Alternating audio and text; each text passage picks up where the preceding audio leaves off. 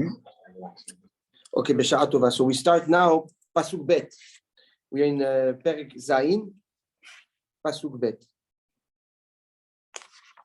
In the introduction of the seventh Perek, Shlomo HaMelech, according to the Malbim, and one Pirush of the Gaon, starts the transition of the Neshama leaving this world or disconnecting from the Goyim, right? If you recall, from the outlook the Goyim have on Am Yisrael, and how, according to the Gaon, what they see us and what they expect from us from a perspective of Midot, or according to the first Pirush of the Gaon Mivilna, we said that Yerushalayim comes from the word Shalem, right? And he's referring to the two Bechinot of Yerushalayim, one that is called Shalem, Yerushalayim, the other one that is called Yera'eh, right? According to Avram. Avram called Yerushalayim Yera'eh. Why? Because through Yerushalayim, HaKadosh Baruch Hu is seen and revealed. According to the Malbim, well, there's Shuvi, the four Galuyot, the four types of. Okay. According to the Malbim, now that the Benot Yerushalayim, now that the Kochot of the body see that Shlomo HaMelech is leaving, so they try to refrain it, and they try to now charm the Neshama to stay inside the body, and convince the body to stay in. And the body says, what do you see in me? Or what makes you think that I will stay? I am stuck between two camps, the Yetzer HaTov and the Yetzer Hara. And this confusion cannot keep me here. I need to leave this world. Yes, I cannot be in between the good and the bad, and have to always to make these difficult choices. Now, the Kochot HaNefesh, the Kochot HaGuf, are going to start to plead for their case and make sure that that the Neshama doesn't leave, according to the Malbim. According to the Gaon, the Umot HaGoyim, the Goyim are going to praise Am Yisrael for their accomplishment. Yeah, we know that they said Ishmael and Esav talk to Yehuda and Israel and tell them how brave they are and how beautiful they are and the midot that they have accomplished, right?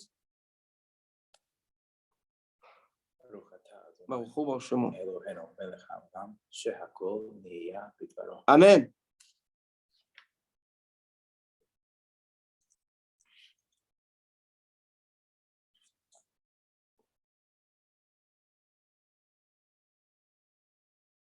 So he says, we're going to start with the Gaon. So the Gaon says, okay, the Pasuk says, Mayafu pe'amayich, how beautiful are your legs.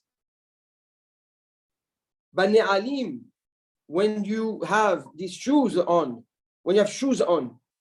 But Nadiv, the noble, the daughter of the noble, the daughter of the important, of the Hashub. Hamuke yerechayich, and the line of your thigh, the shape of your thigh, kemo halaim, is like a jewel, ma'aseh yedei oman, made by the artisan, by the craftsman.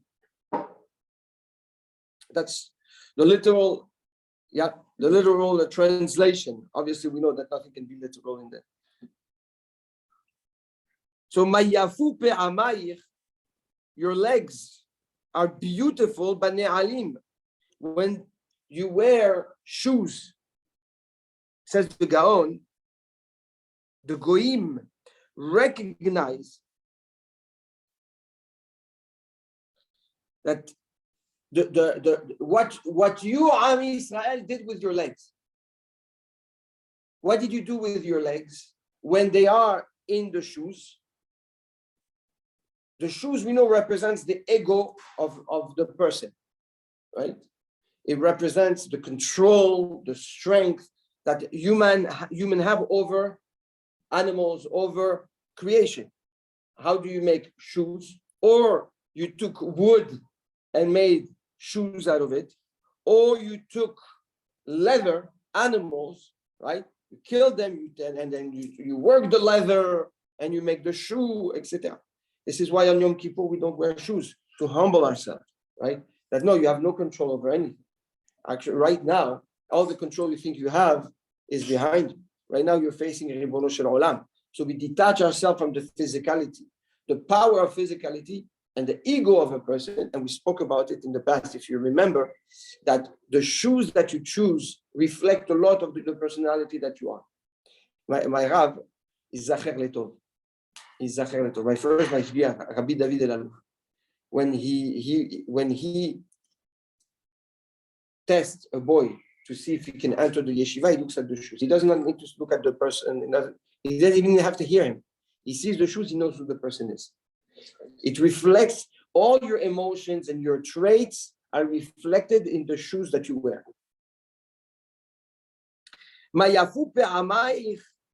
Your legs, the Goyim tell Am Yisrael, your legs, when they are wearing the shoes, with the, when you have this olam hazeh, when you have the ego, when you have the control, when you have the ta'avot, you know, your legs are still beautiful.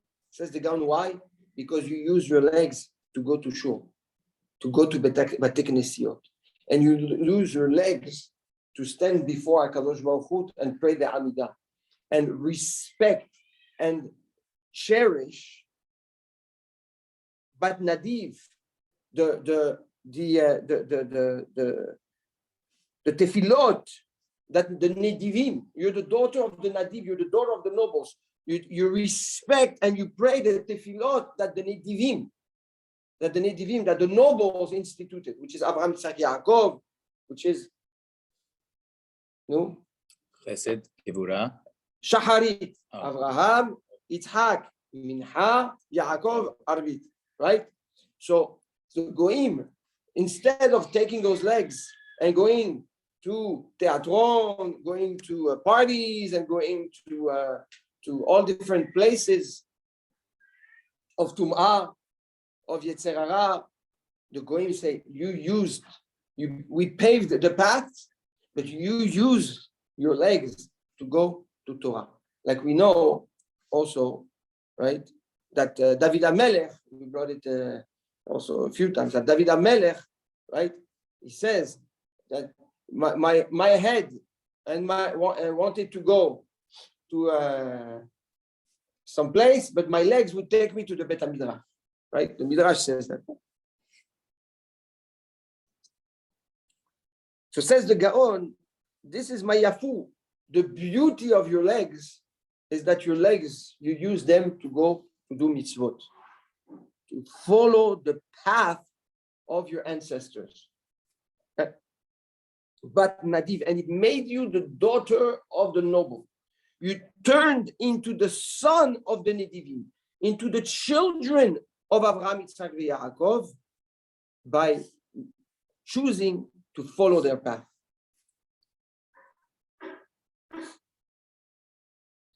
And your thigh, your beautiful thigh, he says the thigh, right, is representing the Limud Torah in the Batei Midrashot. Why?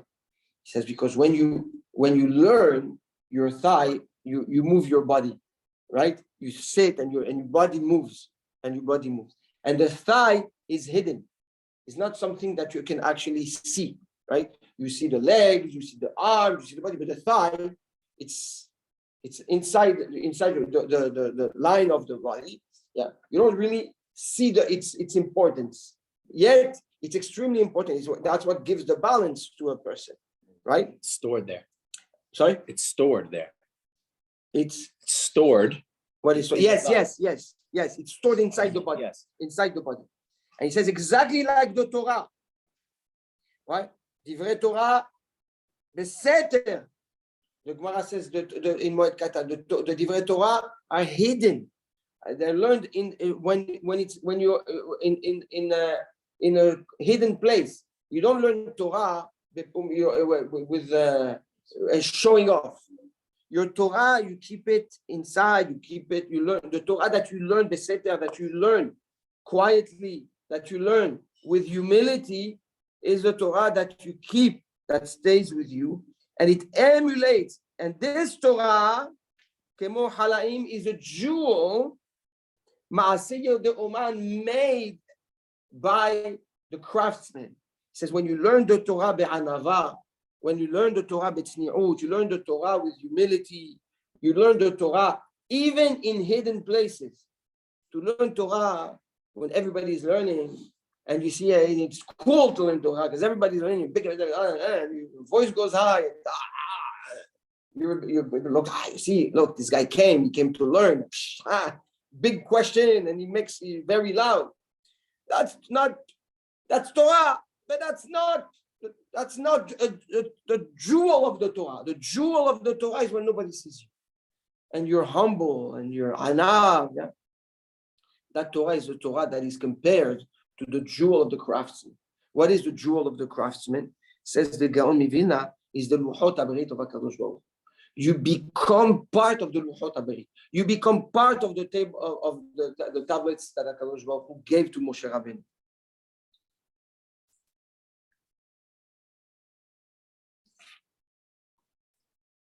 He says there's another facet to it, a phenomenal aspect to it also. What he says, the daughter of the noble. So the first layer of understanding is that you become the son, you become the daughter because the daughter receives, the son takes to pass on. Yeah.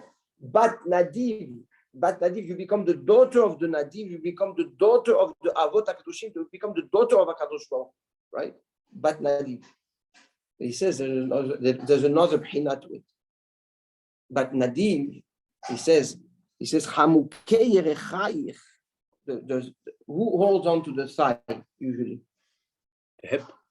But who holds on to the hip or to the thigh? The children.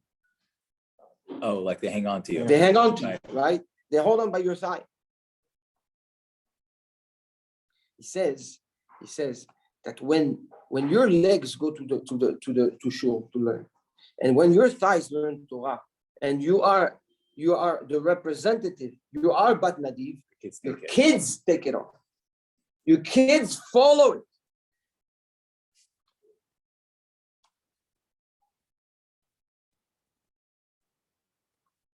And now your kids become Ma'aseh Yedei Oman. Now your kids become Ma'aseh Yedei Hashem. They are the produce of HaKadosh Baruch Hu. And this is what the Gemara in Megillah Kaftet says, that Le'atid Lavo HaKadosh Baruch Hu will bring the Batei Knesiot and the Batei Midrashot of Chutz La'aretz, bring them to Eretz Yisrael. He will gather all of them. He says, those Batei Knesiot, those shuls, and those Batei Midrashot that produce not only Torah, but produce children of Torah.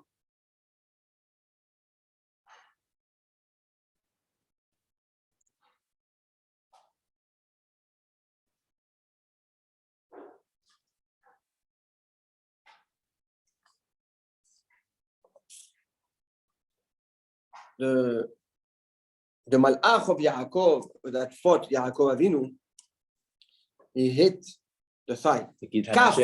Kaf Yarech. It's called, the pasuk says, Kaf Yarech Yaakov. The kaf is the palm, the kaf or the side, the kaf, yeah?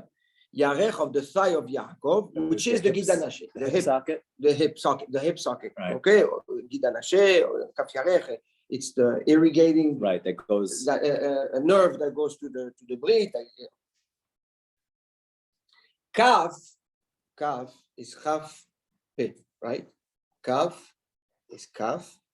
It means Kaf is the palm, right? The socket that receives the Kaf Yad, the palm of the hand is what receives what that's a clickable. That's what That's why your hand can hold on to something is because of the kaf, right? Okay. Kaf, if you write it kaf and pe. Kaf is kaf and pe, right? Kaf and pe, it's 100. Very good, very good. One of the kavanot of the kiddush, when we do the kiddush, we need to hold on the cup with our fingers, right? Like this. Avotinu HaKadoshim, they held it like this. You can hold it like that. The whole yad is, right? Why? Because there's a sod of Yud and He, right? Why? Because you have 14 phalanges, right? 1, 2, 3, 4, 5, 6, 7, 8, 9, 10, 11, 12, 13, 14. 14 gematria yad. That's why yad is called yad. Yad, the yud, dalet is 14. Okay, where is the 15? The kaf. You add one more element, this one. That's 15. But there is another way to do 15. Okay, the Shar Kavanot says if you take kaf, is 100. 100 is times, which is right? 10 times 10. 10 times 10. 10 times 10 is 100.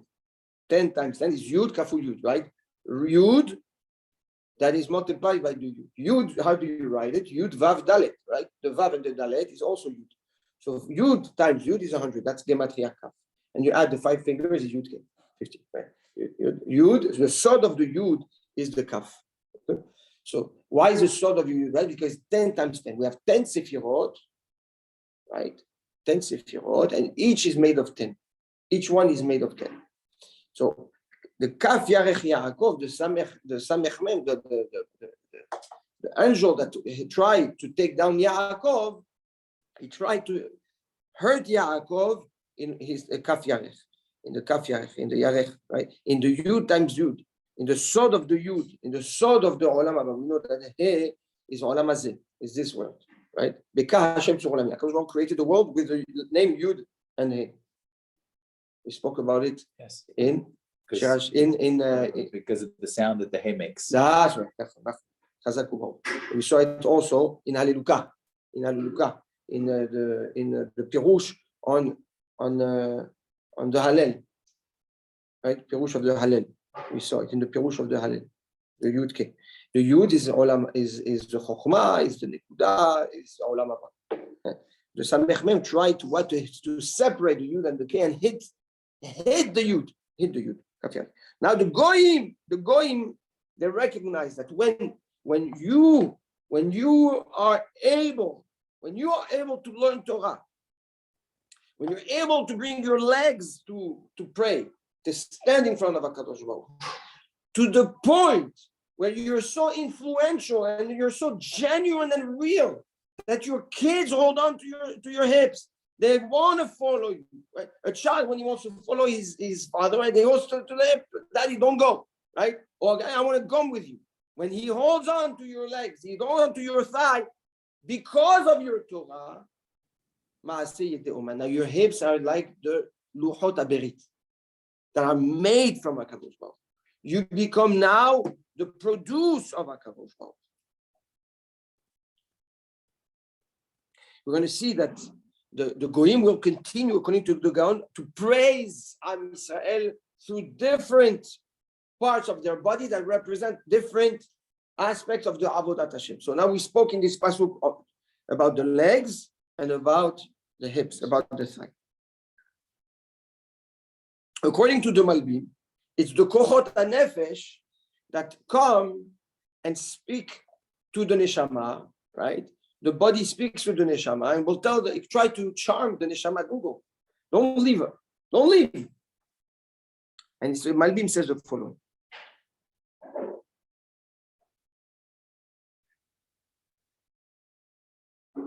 Mayafu pe'amayich bane'alim bat nadiv. Bat nadiv is the daughter, Bat nadiv, the daughter of the nadiv, of the noble, the daughter of HaKadosh Baruch Hu, the producer of HaKadosh Baruch Hu. You, the neshama, you are the extension of HaKadosh Baruch Hu, right? Man de nafach midile nafach. The HaKadosh Baruch Hu, when he blew into Adam's nose, the neshama, the ruach hayim, he blew from himself, right? We saw it also in the Maharal in the Hallel. We saw it also. Blew of himself. So, but Nadiv, the daughter of the noble, the daughter of HaKadosh, the producer of HaKadosh Baruch Hu, the body says that it's very important because now the body, Shlomo HaMelech's body tells his neshama what it's willing to accept just so that it can stay. Meaning, this is the way we have to behave with the nefesh today in order to stay. Before our neshama leaves. Or before we leave. So that's that's when that's the nefesh. Please, okay, I'll give you everything, right? When there's a scare, I'll comply to everything. I'll do anything that you want, right? So now we're going to see what the body is really capable of accepting from the neshama, and what the neshama has to control over the body ba'olam hazeh before we leave this world. That's the message. He says, "Mayafu, you are beautiful," but he says, you know why you're beautiful? Because your legs are in the shoes. The shoes, says the Malbim, represents Olam Hazeh. So your legs, your accomplishments, what you're able to do in this world, what you do with your legs, you can only go to places and do mitzvot with your shoes on. But as long as your legs are wearing shoes, as long as it says in the neshama, as long as you're inside the body is referring to the. It almost sounds like the body, in essence, is the Yetzer Hara. It is the inclination. Yes, it is the influence. It is. There's different levels of it. Yeah, but sure, absolutely. Wow. Absolutely. So he says the nefesh has 3 halakim. In a high level, we break down the nefesh into 3. We have the nefesh adumim. Okay, we have the teva, the nature. Then we have, which includes the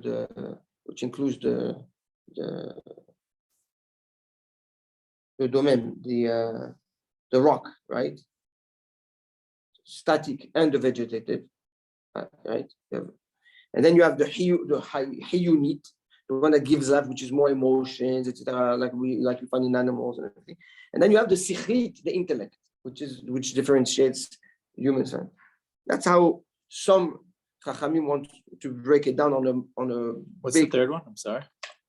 The intellect. No, in Hebrew. Sichrit. Sechel. Yeah. So he says the Malbim that the nefesh tells the neshama, if you go and you leave and you detach yourself from the body, you no longer have the edge of the nefesh hachiyuni, the nefesh hativi, the nefesh hasichrit. You cannot use it anymore. You cannot grow anymore. So what is really what is the nefesh telling the body? As long as I'm here, you can do mitzvot. The second I'm not here, you can no longer do mitzvot. You can no longer build. So the nefesh understand that the body understand that it's a tool for the neshama to grow on this world and take advantage of the time, take advantage of this opportunity. That's the real outlook on the body. The body is here to serve the neshama. And when we leave this world, one of the pleas that the argument that the body has, the nefesh has, is like, listen, if you leave, you cannot grow anymore. That's what we have to tell ourselves every day. The day we leave, we cannot grow anymore. So might as well grow now.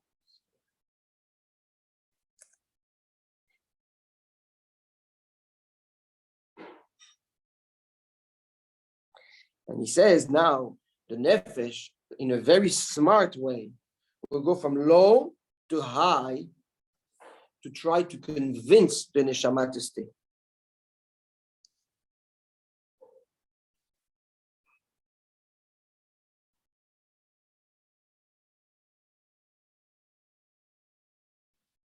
says, "Mayafu pe'amayich b'ne'alim." He says, you can only do mitzvot by using your legs and by going to places, right? That's what makes you grow in your olam haba. So what do we see? We see that our Kadosh Baruch Hu gave us legs for what? To do mitzvot. Every time, and on Yom Kippur, we say it. We ask Kadosh Baruch Hu for mechila. That's right. Using our legs to not do mitzvot. Exactly. Anything other than Exactly. That's what we ask mechila for. So here we see that the purpose of it. Now, but and what's the argument? Bane'alim.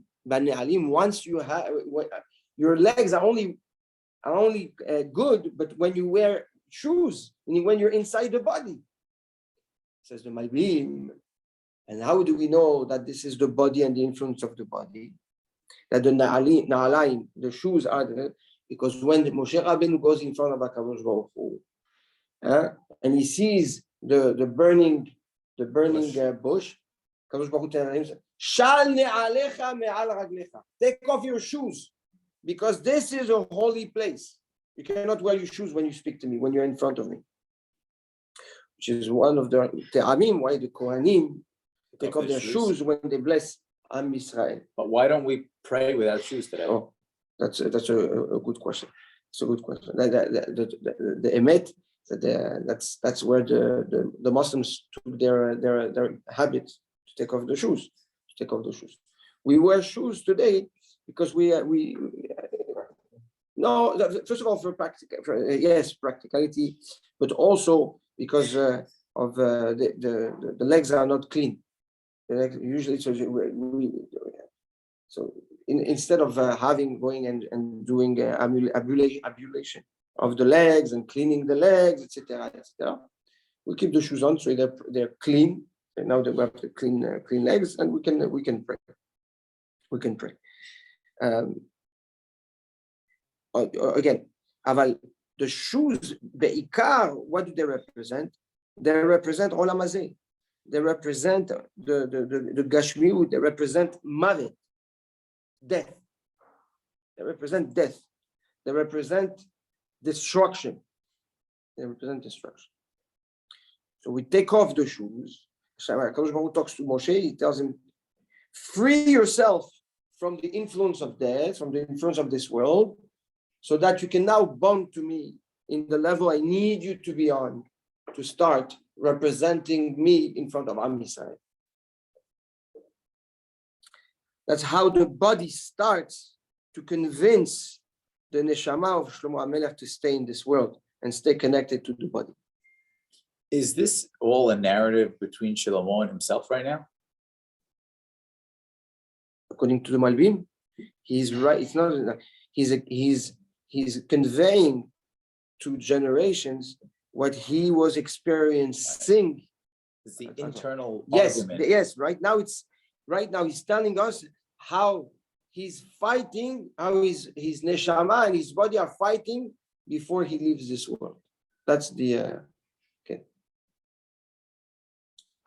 That's what he's giving us for many reasons, so that we can, while we're alive, we can learn what needs to be done, but also understand what is expected. Yeah?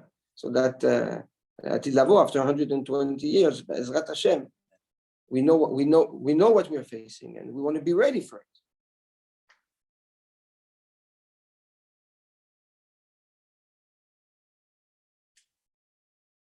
So now the Nefesh says, not only that you need the legs and you need the body to go and do things, but your productivity, your ability to bring life, your ability to bring future and yield something that will have perpetuation, which is the thigh, going back to the Brit Milah, the Gid HaNasheh, right? He says this is Mukei Yerechayich, are like jewels, right?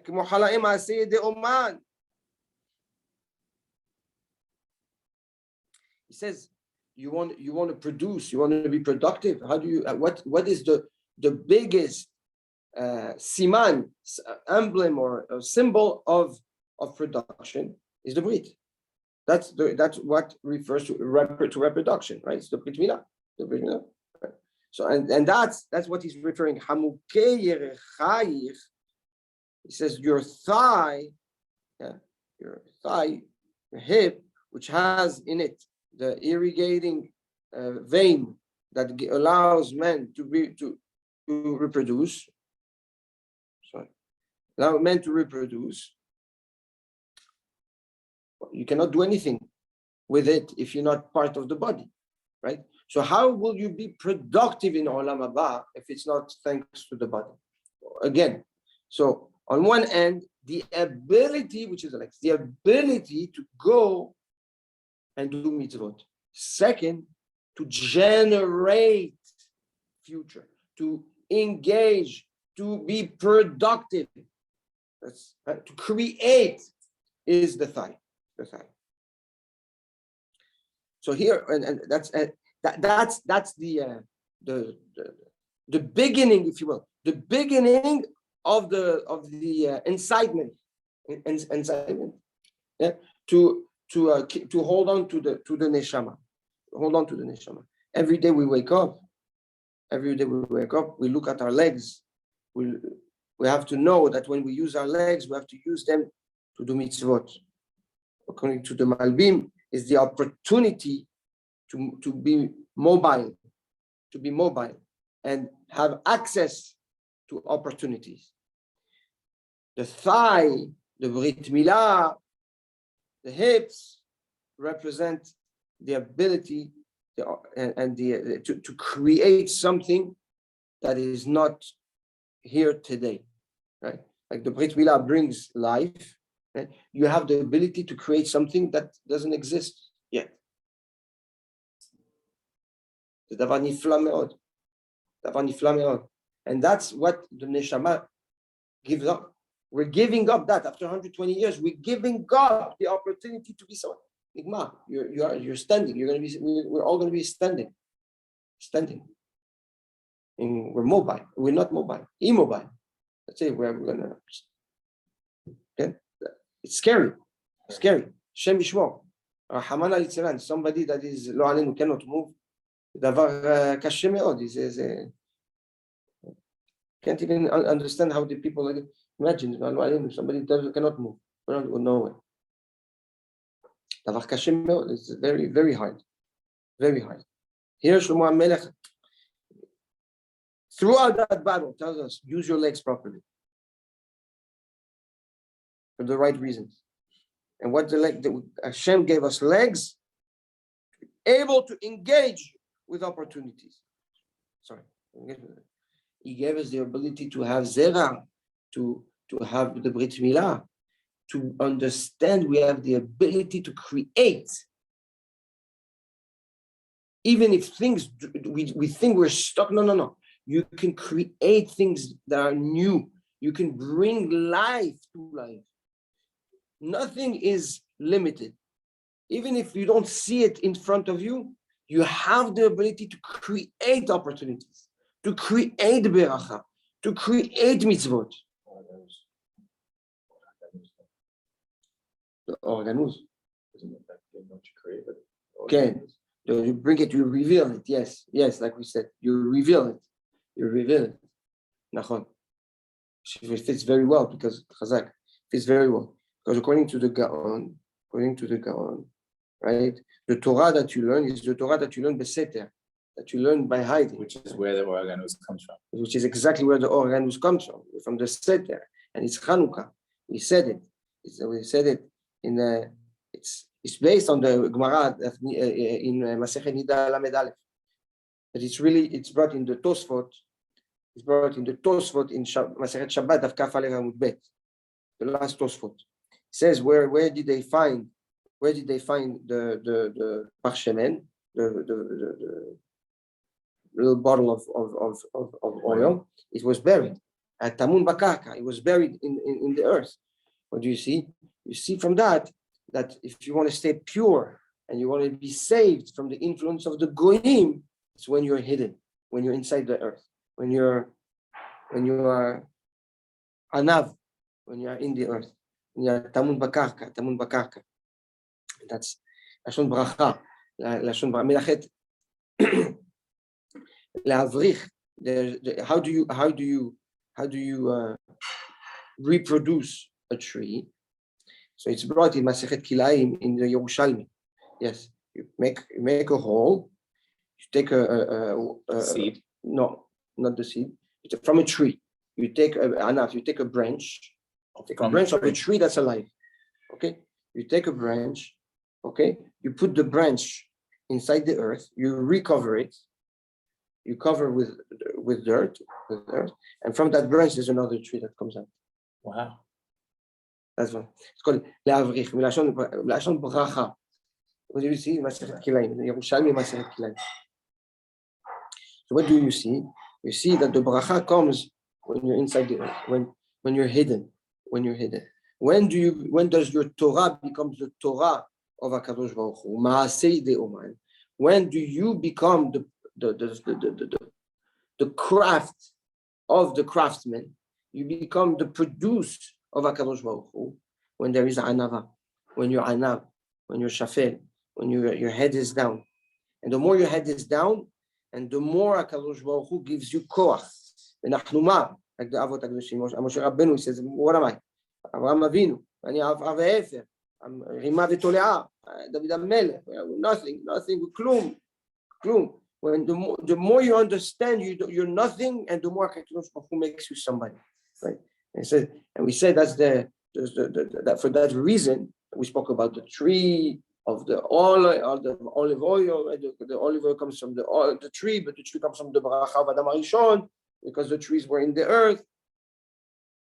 All this is coming to teach us and the power of Anava. And this is also the sword of Hanukkah, we said, right? You light the candle, right? And the fire comes from low to high, right? The fire goes up, always goes up, the fire, never goes down. It never stays still. Everything, you take this thing, you put it here, it stays here, it's not going up.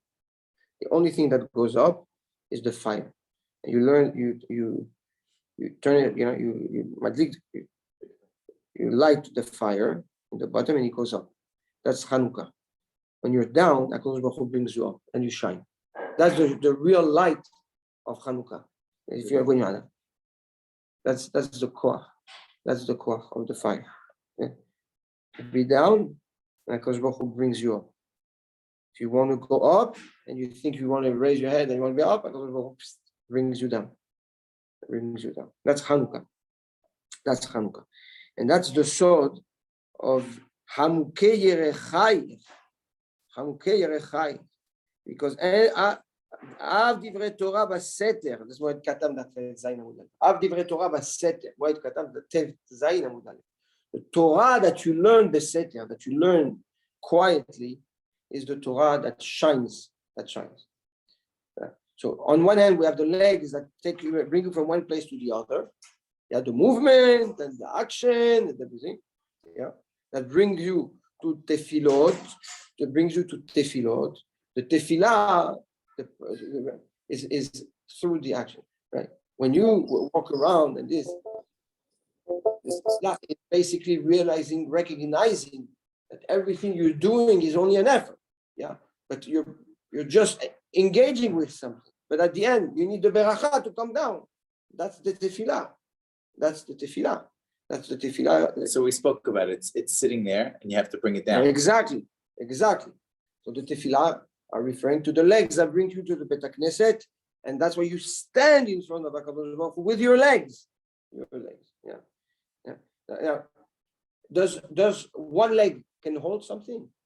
No, you need two legs, right? So why when we stand on one leg? Like we take the two legs, we bring it together as if it's one leg, because it's representing the one leg of the angels. And it's also reminding us that no matter what we do, is one leg. The second leg is the HaKadosh Baruch Hu's tefillah and rachamim. That's what takes your effort. That stands on one leg. That is a question of time before it collapses. When you have HaKadosh Baruch Hu, that's your second leg. And that's when what you do stands firm. That's it. That's the legs. And then you have the thigh. And then you have the hips. The hips that nobody sees. that are really, you don't really see it's important, yeah, but without the hip, you don't have balance, you don't have stability, your movement is actually very limited, right? And that's what mitoch tzniut, from a hidden place, okay, brings out everything. It through the thigh comes the opportunity to bring life to the Brit Milah. It allows also the legs to be more motrix and have balance, etc. That's the thigh. And that's mitoch. That's the tzniut of the Torah. So we have to be so thankful to HaKadosh Baruch Hu and recognize what we do with our thigh, what we do with our Brit Milah, what we do with our legs, so that Be'ezrat Hashem, after 120 years, and we're going to see that's only the beginning. The pasuk after that continues, and then talks Shoech Haganasaha. It talks about the belly button. Shoech, the belly button. It says pasuk Gimel. We'll talk next time. We don't do it too much, but we're going to see how everything with the belly button. We're going to talk about the belly itself. We're going to talk about everything. And now the body takes out all the guns. Yeah, don't go. Stay. We'll do everything. And we'll do everything. We will align everything. We will align the legs. We will align the thigh. We will align the belly button. We will align everything. Just stay. So how thankful we have to say now, HaKadosh Baruch Hu gave it to us. We have it. We have it. We don't have. It doesn't have the body. Doesn't have to beg for anything. It's here. So we have to take advantage of that. We have to take advantage of our legs. This amazing beracha that we have. Bezrat Hashem. Tov. So, Shalom Baruch Hashem. So we finished pasuk bet. We engaged there. We finished pasuk bet. Baruch Hashem.